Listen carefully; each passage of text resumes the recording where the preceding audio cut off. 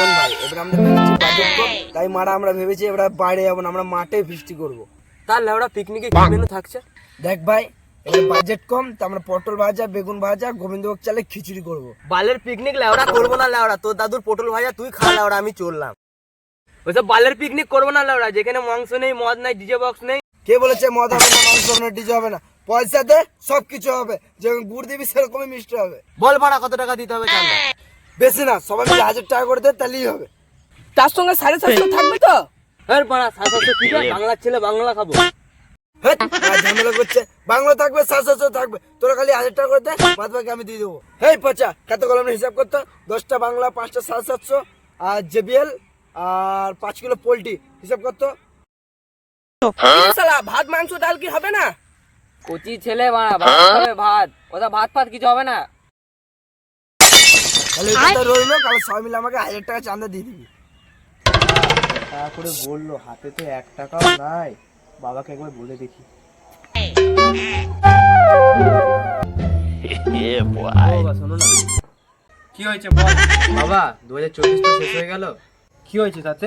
তোর বিয়ে দিতে হবে নাকি? কি যে বলো না বাবা, ওইসব কিছু না, সবাই পিকনিক করছে তাই আমরাও করছি। সে তো ভালো কথা, পিকনিক করছিস তো কর। না বাবা, কিছু টাকা দিলে ভালো হতো। ও এই ব্যাপার, আইনে 200 টাকা ভালো করে জমিয়ে পিকনিক কর। 200 টাকা? এতে তো কিছুই হবে না বাবা। মানে কত টাকা লাগবে তোর? বেশি নয়, 1000 টাকা দিলেই হবে। কি 1000 টাকা? 1000 টাকা আমি তোর মতো বয়সে 1000 বার ফিস্টি করে আসতাম, আমার আর 1000 টাকা লাগবে? আচ্ছা তোর পিকনিকে কি মেনু থাকছে বলতো? 1000 টাকা বলছিস? পিকনিকে তো মদেরই আইটেম হয়েছে, তাহলে কি করে বলা যায়? কি রে কি ভাবছিস? ওই পটল ভাজা, বেগুন ভাজা, আর মাংস আর ভাত, আর নাচ গানের জন্য জেবিএল বক্সও ভাড়া করা হয়েছে। এটাকে পিকনিক বলে? যেখানে কোনো মদ নাই, বাংলা নাই, এটা আবার কিসের পিকনিক? বাচ্চাদের মতো পিকনিক করছিস নাকি?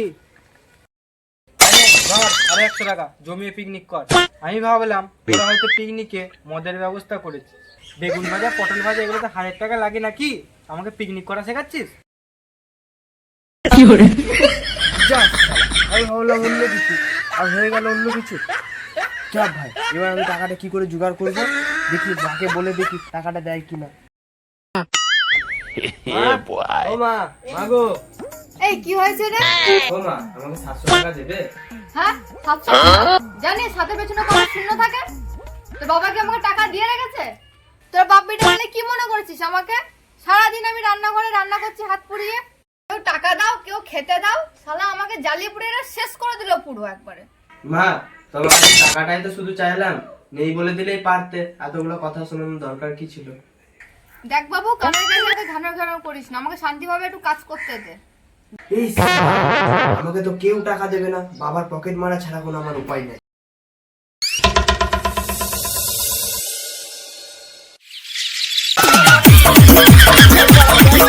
বাবার 700 টাকা ফোন মেরে নিয়েছি, নাচ বলা না।